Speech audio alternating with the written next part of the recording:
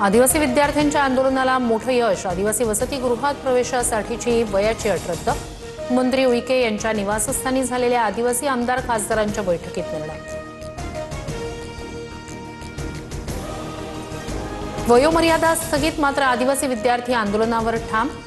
चांगला आहार, 12,500 नोकर भरती आणि गडचिरोलीतील सर्पदंश दुर्घटनेतील कुटुंबियांना 1 कोटींची मदत देण्याची मागणी. पुण्यातील मांजरीमधील आंदोलकांची प्रकृती बिघडली. विद्यार्थ्यांना काही झाल्यास सरकार जबाबदार. विद्यार्थी आक्रमक. बुलढाण्यात स्मार्ट बाजारात साखर खरेदीवर निर्बंध. स्मार्ट बाजारात प्रतिव्यक्ती 1 किलो साखर मिळणार, तर खामगावात प्रतिव्यक्ती 2 किलो साखर. साखरेची किंमत प्रति किलो 70 ते 80 रुपयांवर. गेल्या 15 दिवसात महागाई प्रचंड वाढली. साखरच नव्हे तर कांदा तांदळाच्या दरातही वाढ. वाणिज्य आणि कृषी मंत्री यांच्यात संवाद आहे की नाही, सुप्रिया सुळे यांचा सवाल. मुंबई भाजप अध्यक्षांनी बोलावलेल्या बैठकीत रितू तावडे आणि राजेश शिरवाडकर यांच्यात जुंपली. हे दावे बाजूला ठेवून काम करा, अमित साटम यांच्या सूचना. सूत्रांची माहिती.